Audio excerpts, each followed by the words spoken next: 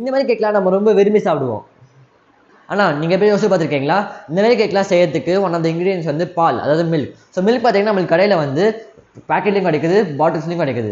So அந்த milk பார்த்தீங்கன்னா நம்மளுக்கு வந்து 1 or 2 டேஸ்லேயே எக்ஸ்பைரி ஆகிடும், அதாவது 1 or 2 டேஸ்லேயே அது வந்து கெட்டு போயிடும். ஆனால் அதே பாலை தான் இந்த கேக்லேயும் வச்சு பண்ணுறாங்க. ஆனால் அந்த கேக் வந்து 4 to 5 days நீடிக்குது. அது எப்படி? நீங்கள் பல பேர் சொல்லலாம் கடையில் ப்ரிசர்வேட்டிவ்ஸ் போடுறாங்க, அதனால் இந்த கேக் வந்து 4 to 5 days வரைக்கும் நீடிக்க இருக்குதுன்னு. ஆனால் இதே கேக்கை பல பேர் வந்து வீட்லேயும் செய்கிறாங்க ப்ரிசர்வேட்டிவ்ஸ் போடாமல். அவங்களுக்கு மட்டும் எப்படி 4-5 நாள் நீடிக்குது? என்னவா இருக்கும்? எனக்கு என்னடா தெரியும், கேளுடா.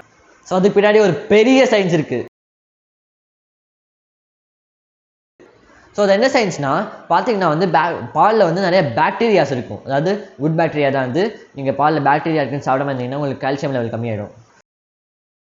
ஸோ இப்போ பால் எப்போ கெட்டு போகும்னா அந்த குட் பாக்டீரியா வந்து எப்போ பேட் பாக்டீரியாவாக மாறுதோ அப்போ தான் அந்த பால் கெட்டு போகும். அதாவது 1 or 2 டேஸில் குட் பாக்டீரியா வந்து கெட்ட பாக்டீரியாவாக மாறிடும். அப்போ தான் அந்த பாலில் கெட்டு போக வைக்கும். அப்போ தான் நம்ம அந்த பால் குடித்தா நம்ம வந்து ஹாஸ்பிட்டலில் அட்மிட் ஆகும். ஸோ இப்போ அதே பால் வச்சு நம்ம இந்த கேக் பண்ணுறோம் இல்லையா? இந்த கேக்கை வந்து பண்ணிவிட்டு நம்ம என்ன பண்ணோம், பேக் பண்ணுறோம் கேக்கை. ஸோ கேக்கை பேக் பண்ணும்போது என்ன ஆகும்னா இந்த கேக்குள்ள டெம்பரேச்சர் வந்து 95 to 100 degrees 100 degreesக்கு மேலே போகும். அது மேலே போகும்போது பாக்டீரியாவாலலாம் அவ்வளோ டெம்பரேச்சர் தாங்கவே முடியாது. ஸோ என்ன ஆகும்னா அந்த கேக்குள்ளே செத்து போயிடும். ஸோ முன்னாடியே சொன்ன மாதிரி இது வந்து குட் பாக்டீரியா தான், நம்மளால சாப்பிட்டாலும் ஒன்றும் ஆகாது. ஸோ பாக்டீரியா செத்து போகிறதுனால தான் இந்த கேக்கை வந்து 4 நாள் வரைக்கும் நீடிக்கிறது. நம்ம பேக்கிங் சோடாவை ஆட் பண்ணதுனால அந்த பேக்கிங் சோடா வந்து பாலில் கெட்டு போகாமல் பார்த்துக்குது.